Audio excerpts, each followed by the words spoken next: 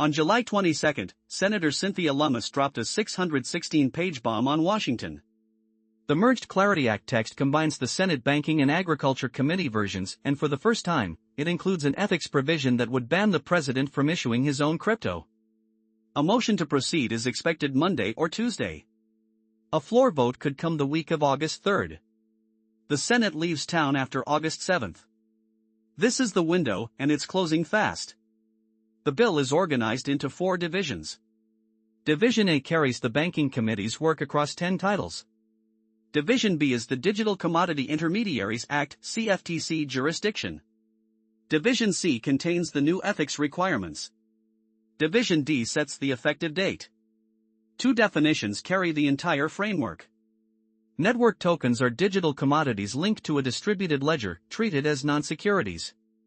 Ancillary assets are network tokens whose value depends on the originator's efforts. They carry disclosure obligations until the network decentralizes. Section 30101 is the headline: a covered official shall not, in exchange for consideration, issue or sponsor a digital asset.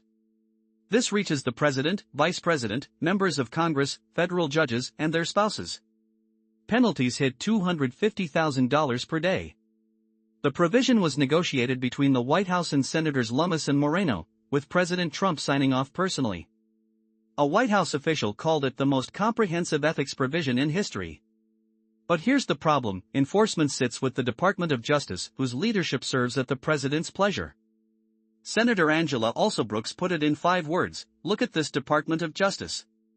7 Democrats, Alsobrooks, Booker, Cortez Masto, Gallego, Hickenlooper, Warner, and Warnock, said the text falls short on ethics, consumer protection, and illicit finance. Alsobrooks and Gallego, the bill's only Democratic committee votes, now both oppose it. Democrats want state attorneys general empowered to bring cases. Lummis called that a red line for Republicans. The 2029 sunset is a second point of exposure. The restrictions expire after the current presidential term. The biggest win nobody's talking about: staking. Section 4B(a)(5) creates a presumption that gratuitous distributions are not securities offerings. Liquid staking, Lido, Rocket Pool, Jito, gets named statutory protection.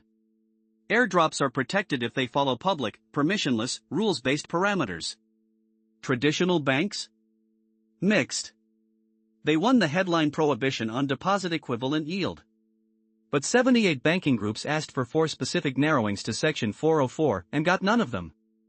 Under pressure, platforms built on passive stablecoin yield, centralized DeFi front ends, and state regulators who lost preemption on registration requirements. Of the 5 major disputes, 3 are settled in the industry's favor, 1 is gestural, and the one that decides the bill remains open.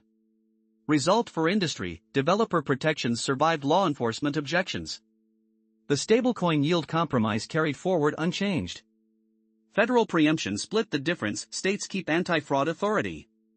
Partially addressed: SEC and CFTC vacancies, a non-binding sense of Congress that 2 commissioners at each agency be nominated in consultation with the minority party. Still contested: ethics enforcement. Who polices the president? That's the question the next 2 weeks will answer. Majority Leader John Thune must file a motion to proceed. The bill needs 60 votes to overcome a filibuster. The Senate leaves after August 7, with other legislation competing for floor time. New fronts are still opening. 12 Senate Democrats are pressing for limits on prediction markets. Illicit finance provisions remain under negotiation. The Judiciary, Ethics, and Intelligence Committees all contributed to the current text. Lummis framed the release as progress, not conclusion. The coming weeks are likely the last real chance we will have for years to get this right. The merged draft settles most of what negotiators could settle. On the question of who enforces a ban on the president profiting from crypto, it settles nothing, and that is the question the next 2 weeks will answer. The Clarity Act is the most consequential crypto legislation in American history. It has bipartisan support, industry backing, and law enforcement endorsement. But one issue: who enforces ethics rules on the president, is threatening to derail everything. The next 2 weeks will decide whether America gets its first comprehensive crypto regulatory framework, or whether we go back to the regulatory Stone Age. If you want to stay on top of this story, hit subscribe. The Clarity Act vote is coming, and we'll be covering it the moment it happens.